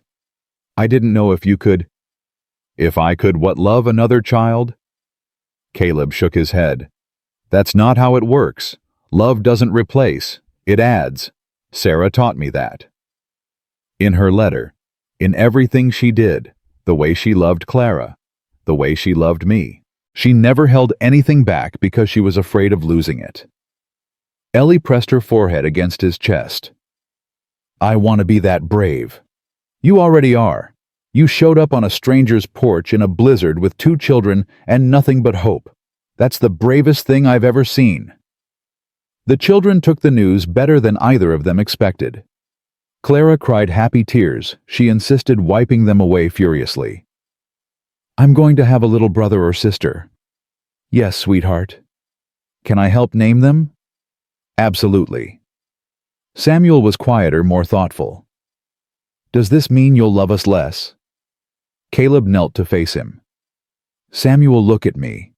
You are my son. Nothing will ever change that. This baby won't take anything away from you. It will just make our family bigger. Promise. Promise. Lucy simply demanded to know if the baby could play with her dolls. Eventually, Ellie laughed. When it's bigger. How long until it's bigger? About a year. Lucy's face fell. That's forever. It'll go fast, you'll see. News spread through Bitter Creek within days. For the first time, the gossip was kind. Women stopped Ellie on the street to offer congratulations. Mrs. Henderson brought baby clothes her own children had outgrown. Even Minerva Caldwell, transformed by her daughter's death into someone almost unrecognizable, appeared with a handmade quilt. For the little one, she said gruffly. Elena would have wanted me to. Ellie took the quilt with gentle hands. Thank you, Mrs. Caldwell. Minerva. Call me Minerva. Thank you, Minerva. The older woman hesitated then. I'm hosting a quilting circle next Tuesday. Some of the women thought, well, we thought maybe you'd like to join. Ellie's eyes widened. You want me to? We want you to be part of this community, properly, like you should have been from the start. It was an olive branch, an acknowledgement, maybe even the beginning of real friendship. I'd like that, Ellie said softly. I'd like that very much. But not everything was healing. Joaquin had become a ghost. Since Elena's death, he'd thrown himself into work with a ferocity that worried Caleb. Up before dawn, working until after dark, barely eating, never sleeping. You need to slow down, Caleb told him one evening. I need to stay busy. You need to grieve. I am grieving. This is how I grieve. By working yourself to death. Joaquin's jaw tightened. What would you have me do? Sit in my cabin and cry. Think about her every second of every day. I'd have you feel what you need to feel. I feel plenty. Joaquin's voice cracked. I feel like half of me is buried in that cemetery. I feel like every breath is a betrayal because she's not here to take one. I feel like God played the cruelest joke in history by giving her back to me just long enough to lose her again. Joaquin, you don't understand. Tears streamed down the younger man's face. You got years with Sarah. You got Clara. You got to build a life together before it was taken away. Elena and I had 3 years. 3 years of fighting for scraps of time. Of hiding our marriage because her mother was ashamed. Of dreaming about a future that never came. I understand more than you think. How could you possibly? Because I spent 4 years wishing I'd died instead of Sarah. Caleb's voice was quiet but steady. 4 years of walking through life like a dead man. 4 years of letting grief eat me alive because I thought that's what love demanded. Joaquin stared at him. You know what I learned, grief isn't love. It's the shadow love leaves behind. And you can live in that shadow forever. Or you can step back into the light. It's not that simple. No, it's not. It's the hardest thing you'll ever do. But Elena asked you to do it. She made you promise. To find someone else. To not be alone. There's a difference. Joaquin was silent for a long moment. Then, I don't know how. Neither did I. But then a widow knocked on my door, and I learned. The words hung between them. What if no one knocks? Then you open the door anyway. You reach out. You let people in. Caleb gripped his friend's shoulder. You have family here, Joaquin. Me, Ellie, the children. Minerva, God help us. You're not alone unless you choose to be. Joaquin wiped his eyes. Elena would have liked you. I like to think so. She would have said you talk too much. Caleb laughed. She wouldn't be wrong. A small smile cracked Joaquin's grief-worn face. Maybe I'll come to dinner tomorrow, if the invitation stands. It always stands. And maybe, Joaquin hesitated. Maybe you could tell me more about what Sarah wrote, about opening doors. I'll tell you everything. April bloomed into May. Ellie's pregnancy progressed without complication. Doc Henderson visited weekly, pronouncing her healthy and the baby strong. The morning sickness passed. The exhaustion eased. Her belly began to show just enough to be visible beneath her dresses.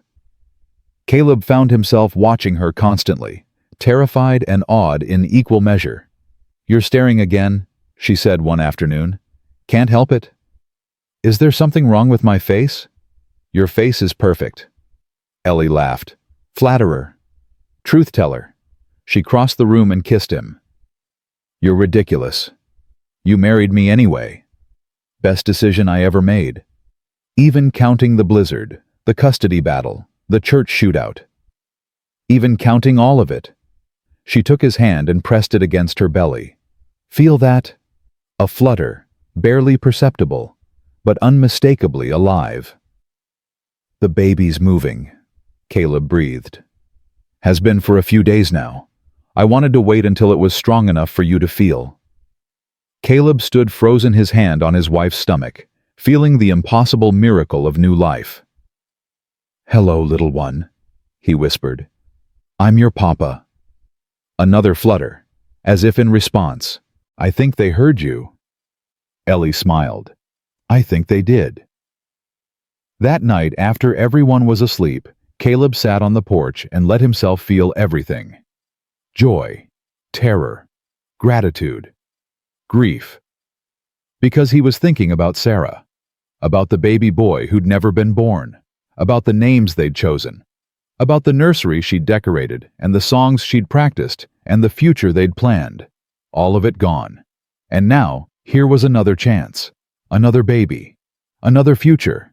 It felt like betrayal, and it felt like hope. Both things at once. She'd want this for you. Caleb turned. Joaquin stood in the darkness, bottle of whiskey in hand. Mind if I join you? Pull up a chair. Joaquin sat, poured 2 glasses, handed one to Caleb. Elena talked about you, Joaquin said. Near the end. Said you reminded her of her father. I never met her father. Neither did she really. He died when she was young, but her mother told her stories. Said he was stubborn and proud and loved too fiercely for his own good. Sounds about right.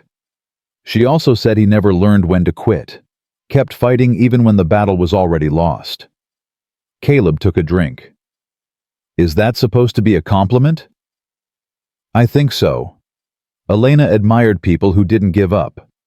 She was one herself. The best one. Joaquin stared into his glass. She knew she was dying for months before she came back. The doctors in San Antonio told her 6 months. She spent 4 of those months making sure I'd be okay. How? Letters. She wrote dozens of them. To me, to Minerva, to people she'd never even met. Joaquin's voice broke. She wrote one to your children. Did you know that? Caleb froze. No. Ellie has it. Elena asked her to hold it until the time was right. What does it say? I don't know. Elena sealed it, said it was between her and them. Joaquin looked at Caleb. But I think it's about family, about what it means, about how to build one from nothing. She'd know something about that. More than most. They drank in silence for a while. Then Joaquin asked, "Do you think I'll ever stop missing her?" No. The honesty surprised Joaquin. No. You'll carry her with you forever. That's what love does. It doesn't disappear when the person dies. It just changes shape. Into what? Into something you can live with. Something that helps instead of hurts. Caleb paused. Most days anyway. And the other days? The other days you let yourself feel it. Let yourself break. And then you put yourself back together and keep going. That sounds exhausting. It is.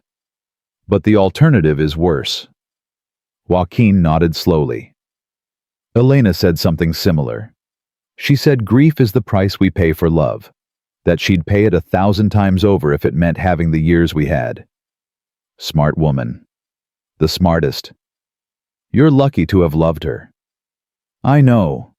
Joaquin raised his glass. To Elena. To Elena. They drank.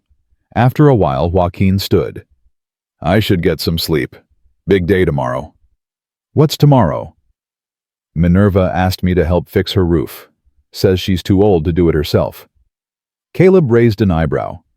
You and Minerva? We're trying, for Elena's sake. Joaquin shrugged. She's not as terrible as I thought, just broken, like the rest of us. That's generous. Elena was generous. I'm trying to learn. After Joaquin left, Caleb sat alone with his thoughts. He thought about all the broken people he'd met since Christmas Eve, all the pain and grief and loss they carried, all the walls they'd built to protect themselves. And he thought about how those walls had started to crumble. Minerva reuniting with the daughter she'd rejected, the town choosing redemption over judgment. Joaquin learning to grieve without being consumed. All of them slowly, painfully opening doors they'd kept locked for years. Maybe that was the real lesson, Caleb thought. Not just that love multiplies, but that healing is contagious. That one act of mercy can start a chain reaction that transforms everyone it touches. He'd opened his door on Christmas Eve because Sarah had asked him to. And look what had happened. A family rebuilt. A community transformed. A future where there had only been ashes.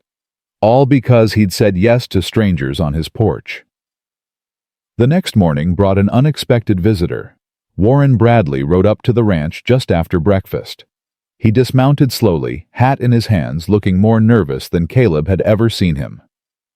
Warren? Caleb. Something wrong? Something right, I hope. Warren took a deep breath. I came to offer you a job. Caleb blinked. A job? The railroad's coming through. They need supplies. Feed lumber hardware. More than my store can handle alone. Warren met Caleb's eyes. I want you to be my partner. Partner? You wouldn't sell me flowers 6 months ago. I know, and I've regretted it every day since. Warren's voice cracked. What you did for this town, for Joaquin, for Elena, for all of us, it showed me who you really are, who I should have seen all along. Warren. I'm not asking for forgiveness, don't deserve it. But I am asking for a chance to make things right, a chance to build something together. Caleb studied the man before him, the same man who'd refused him credit, who'd turned his back, who'd made his life miserable for months, but also the man who'd stood at Elena's funeral, who'd apologized publicly, who was here now hat in hand asking for another chance. Come inside, Caleb said finally. Let's talk. They talked for 3 hours.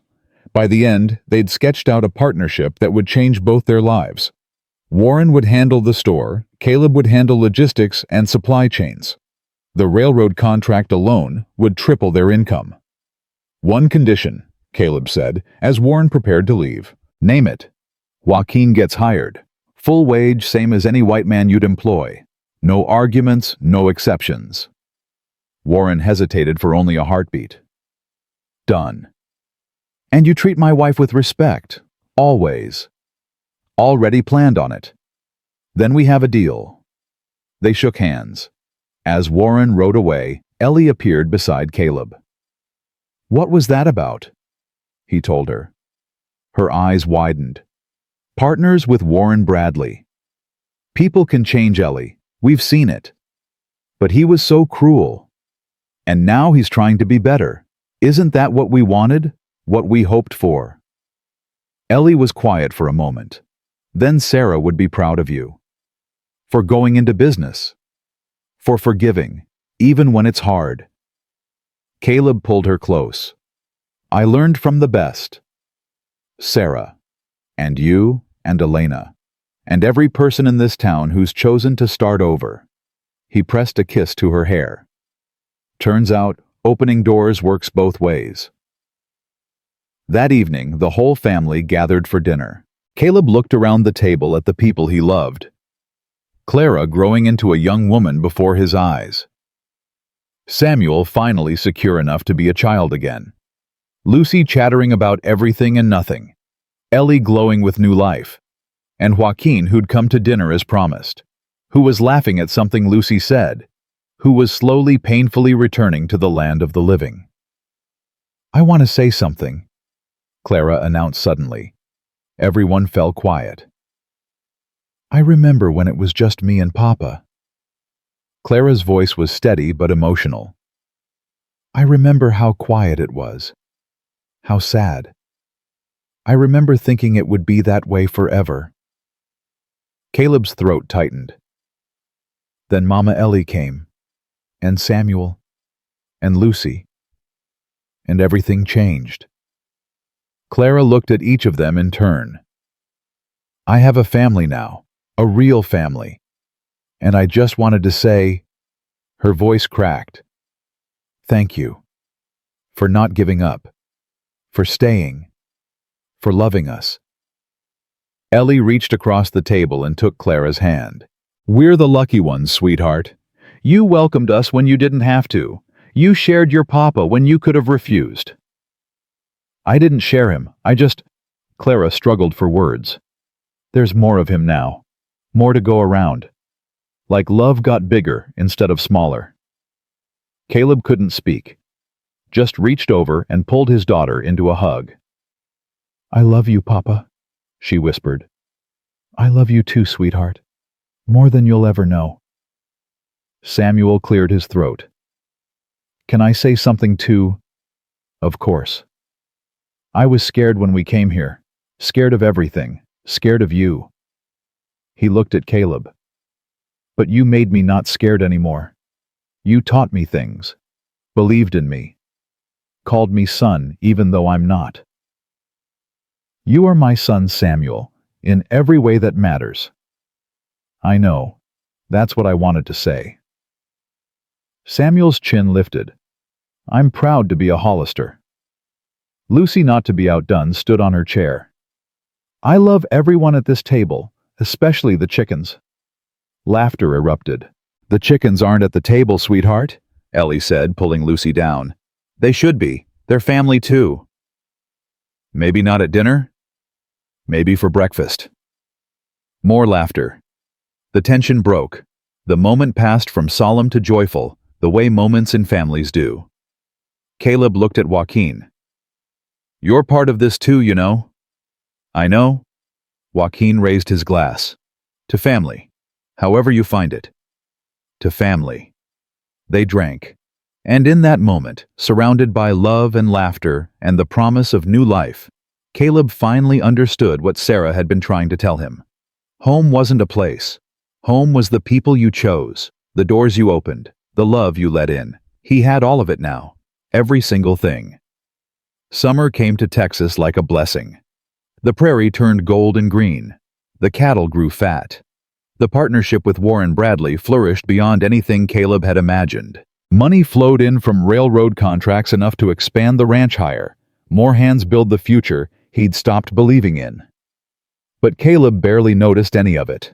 His world had narrowed to one thing: Ellie's growing belly. 6 months along now.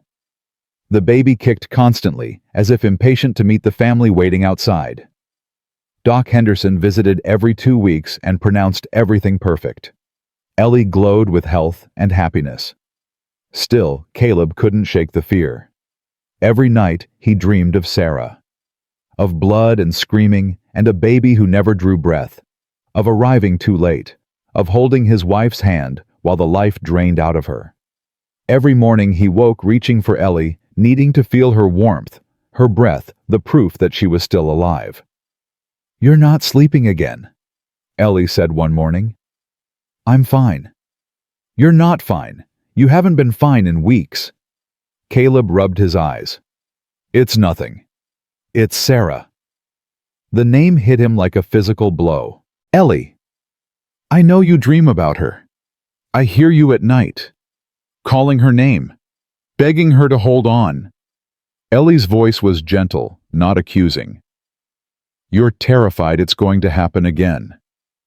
"Yes. And you think if you don't sleep, if you stay vigilant, you can somehow prevent it." "I know it's irrational." "It's not irrational. It's love." Ellie took his face in her hands. "But Caleb, you can't protect me by destroying yourself. You can't save this baby by refusing to live. What if something goes wrong? Then we face it together. I can't lose you, Ellie. I can't. You won't. You can't promise that." "No, I can't. But I can promise you this." She pressed her forehead against his. "Whatever happens, I will fight. For this baby. For our family. For you. I'm not Sarah, Caleb. I'm not going to give up."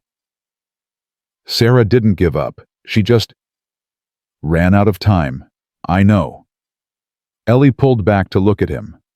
"But time is the one thing we can't control. What we can control is how we spend it. And I refuse to spend mine watching you drown in fear. What do you want me to do? Live, trust, believe that this time will be different." She placed his hand on her belly. "Feel that our baby is strong, healthy, determined, just like their father." The baby kicked hard as if agreeing. Caleb felt something shift in his chest. Not the fear disappearing that would take time, but something loosening, opening. "I'll try," he said. "I'll try. That's all I ask." The weeks passed. July burned hot and dry. August brought thunderstorms that cooled the air and filled the creeks. The ranch thrived. The children grew. The baby continued to kick and squirm and demand attention. And slowly Caleb learned to breathe again. He stopped watching Ellie like she might shatter, started sleeping through the night, started planning for the future instead of dreading it. Clara was the first to notice the change. "Papa's different," she told Ellie one afternoon. "Different how? He smiles more. Laughs more. He even sang yesterday when he was working on the barn." "Did he?" "It was terrible. But he was happy." Ellie smiled. "Your papa's been carrying a heavy load for a long time. I think he's finally learning to put some of it down. Because of you. Because of all of us. Family has a way of healing wounds that nothing else can touch." Clara was quiet for a moment. Then, "I'm glad you came. That night. I'm glad Papa opened the door." "So am I, sweetheart. So am I." The letter arrived on a Tuesday in late August. Ellie was the one who received it. A thick envelope with an official seal from St. Louis. She opened it with trembling hands, read it 3 times, then sat down heavily at the kitchen table. Caleb found her there an hour later, the letter still clutched in her fingers. "Ellie, what is it?" She looked up at him. Her face was pale. Her eyes were red. "It's from Patrick's family, his grandfather." She handed him the letter. Marcus wasn't the only one trying to claim the inheritance. Caleb read quickly, his stomach dropping with each paragraph. The grandfather Cornelius McBride, patriarch of a shipping empire, had been searching for his great-grandchildren since Patrick's death. He'd hired investigators, tracked Ellie across 3 territories, discovered Marcus's treachery, and now he wanted to meet them. "He wants Samuel and Lucy to come to St. Louis," Ellie said. "He says they're the only family he has left, his only heirs." "What about you?" "He doesn't mention me." Her voice cracked. "He talks about the children's guardian, but never uses my name, never acknowledges that I'm their mother." Caleb felt anger flare in his chest. What exactly does he want? He wants them to live with him, to be raised as McBrides, to inherit the family business. Ellie's hands shook. He's offering to pay for their education, their upbringing, everything, but only if they leave Texas. Absolutely not. "Caleb, those are our children. We're not shipping them off to some stranger just because he has money." "He's not a stranger. He's their great-grandfather, their blood. Blood doesn't make family. You taught me that." "I know, but—" Ellie's voice broke. "What if this is better for them? What if I'm being selfish by keeping them here?" "Selfish?" Caleb knelt before her. "You've sacrificed everything for those children, crossed half a country with nothing, faced down Marcus, built a life from ashes. That's not selfish. That's love." "But I can't give them what he can, the education, the opportunities, the inheritance." "You can give them something worth more than any of that." "What?" "A family that loves them, siblings who adore them, a home where they belong." Caleb took her hands. "Samuel doesn't need to inherit a shipping empire. He needs a father who teaches him to be a good man. Lucy doesn't need fancy schools. She needs a mother who makes her feel safe." "You really believe that?" "I know it, because I grew up poor as dirt, and I turned out all right. Because Clara's been through hell, and she's the strongest person I know. Because money doesn't make children happy. Love does." Ellie was crying now. "What do we do?" "We write back. We invite him here. Let him see what kind of life his great-grandchildren have. And if he doesn't like it—" Caleb's jaw tightened. "He can go to hell." The grandfather arrived 3 weeks later. Cornelius McBride was 74 years old, silver-haired and sharp-eyed, with the bearing of a man accustomed to being obeyed. He traveled with a secretary, a valet, and enough luggage to fill Caleb's entire barn. He also traveled with lawyers. "Mr. Hollister." Cornelius's voice was cold as he stepped down from his carriage. "I expected something more. Substantial. Sorry to disappoint. Where are my great-grandchildren?" "Inside, with their mother." "Their stepmother, you mean?" Caleb felt his temper flare. "Their mother. The only one they've known for 5 years. Cornelius studied him for a long moment. "You're protective of them." "They're my children. They're McBrides. They're Hollisters now, by law and by love." Something flickered across the old man's face. Not anger exactly, more like surprise. "Show me to them," he said finally. The meeting did not go well. Samuel hid behind Ellie the entire time, refusing to speak or even look at his great-grandfather. Lucy was worse. She burst into tears the moment Cornelius tried to touch her, and ran to Clara for protection. "They don't know me," Cornelius said stiffly. "They need time." "They need to feel safe," Ellie replied.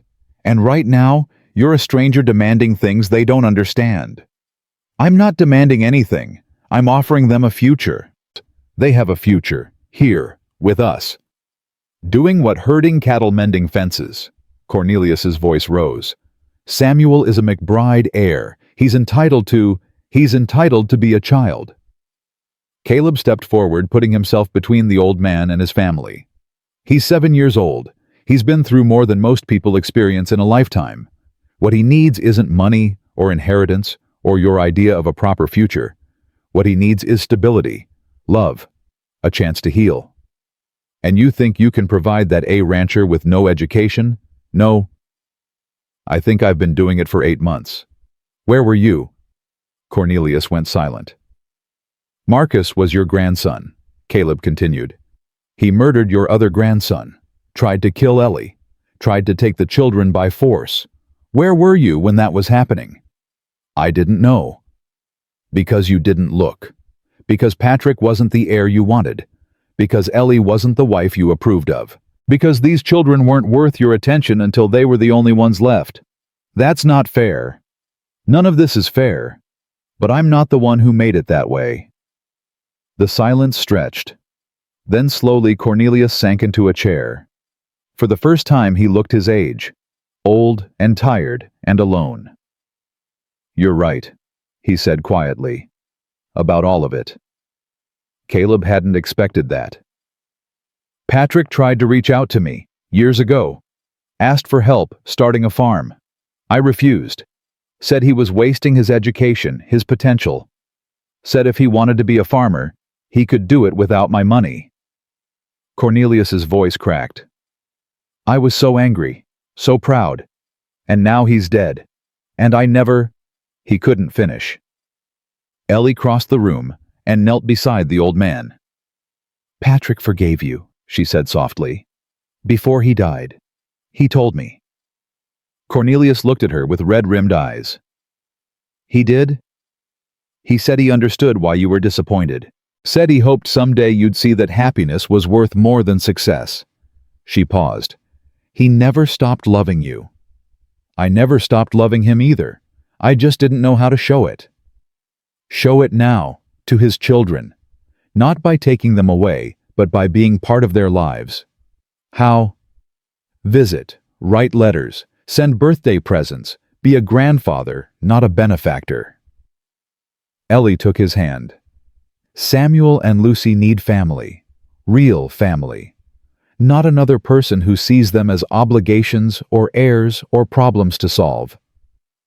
Cornelius looked at her for a long moment, then at Caleb, then at the children huddled together across the room. You love them, he said finally. All of you. You really love them. More than anything. And you won't give them up. Never. Cornelius nodded slowly. Then I won't ask you to. The tension in the room shattered. I came here expecting to take them back, Cornelius admitted. I thought you were fortune hunters. Opportunists. I thought... He stopped. I was wrong. About everything. What changed your mind?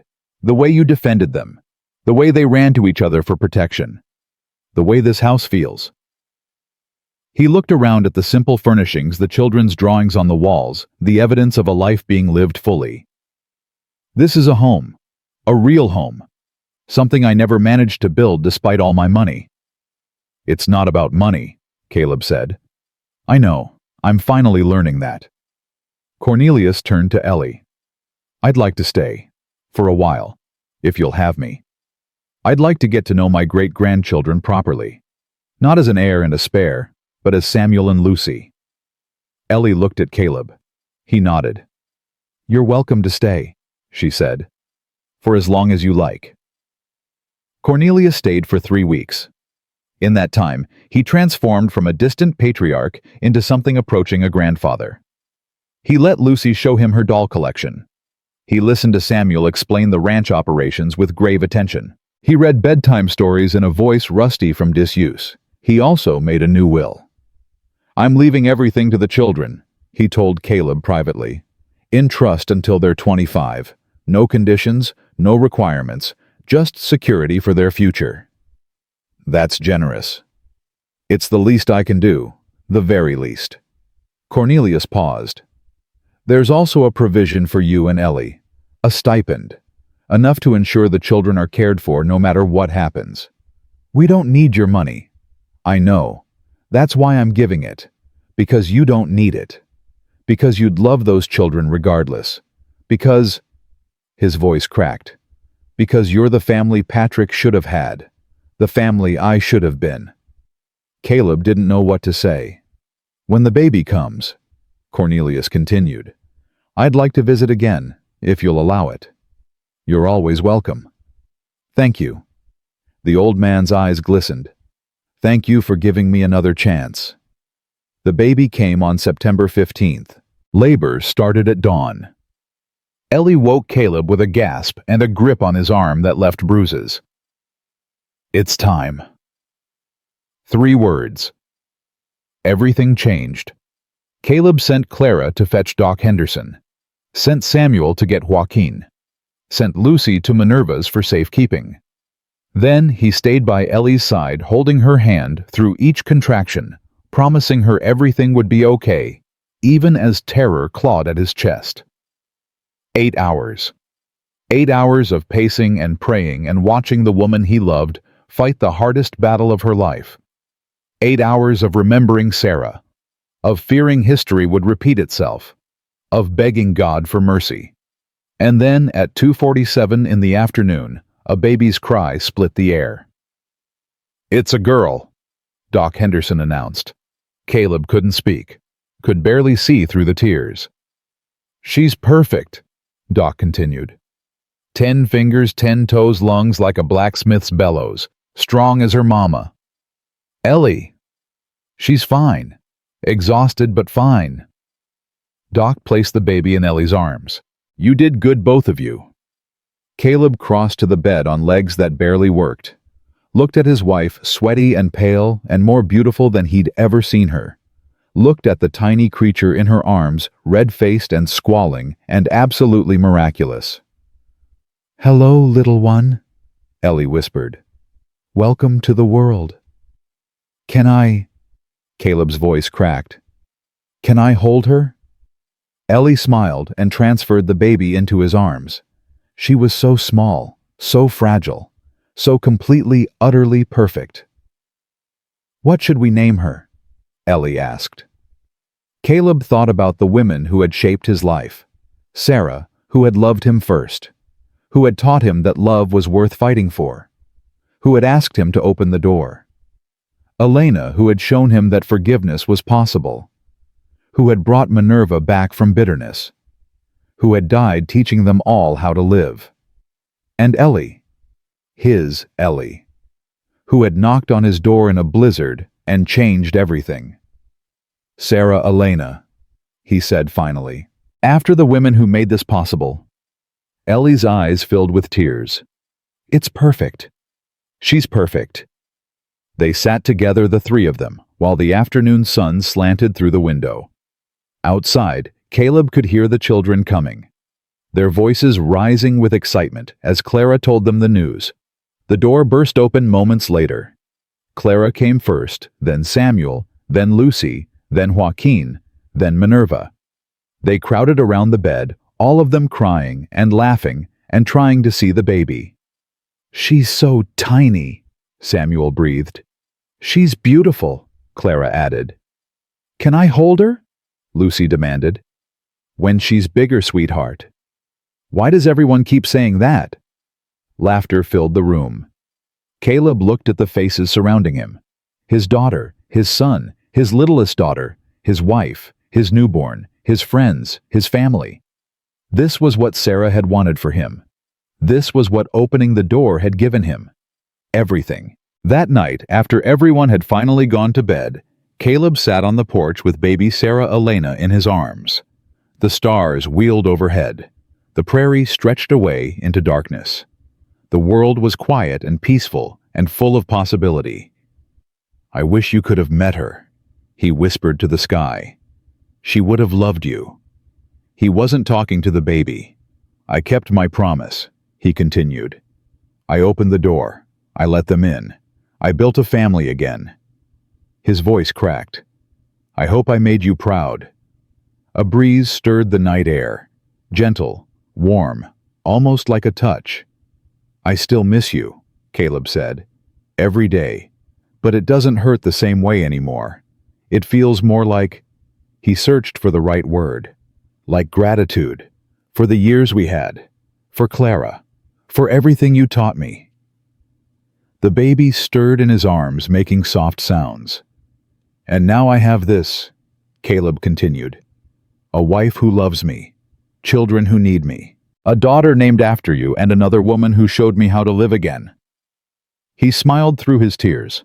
"Love really does multiply, doesn't it? You were right, about all of it." The door opened behind him. Ellie appeared wrapped in a shawl, still moving carefully from the berth. I woke up and you were gone. Sorry. Needed some air. And someone to talk to. Caleb didn't ask how she knew. Yeah. Ellie sat beside him, leaning her head on his shoulder. What did you tell her? That I kept my promise. That I opened the door. She'd be proud of you. I hope so. I know so. Ellie kissed his cheek. You're a good man, Caleb Hollister. The best man I've ever known. I'm trying. That's all any of us can do. They sat together in the darkness, their daughter between them, while the stars turned overhead. 5 years ago, Caleb Hollister had been a ghost. He'd walked through life numb and hollow, convinced that love had died with Sarah, convinced that joy was something that happened to other people, convinced that the best he could hope for was survival. Then a widow knocked on his door on Christmas Eve. She brought 2 children and nothing but hope. She brought complications and challenges and a town that tried to destroy them. She brought Marcus McBride and his murderous greed. She brought Cornelius and his belated redemption. She brought pain and fear and the constant threat of loss. But she also brought life. She taught him that opening the door was just the beginning. That love required courage. That family was something you built, not just something you were born into. That grief and joy could exist in the same heart without destroying each other. She gave him back his future. And now sitting on this porch with his wife and newborn daughter, surrounded by a family that had grown from 2 broken people to something strong and whole and real. Now Caleb finally understood what Sarah had been trying to tell him. Love doesn't end, it transforms. The love he'd had for Sarah hadn't disappeared when she died. It had become the foundation for everything that came after. The courage to open the door, the strength to fight for strangers, the wisdom to forgive enemies, the grace to build again. Sarah's love lived on in Clara, who had her mother's eyes and her mother's fierce heart. It lived on in the lessons Caleb had learned. It lived on in the family he'd created because she'd asked him to.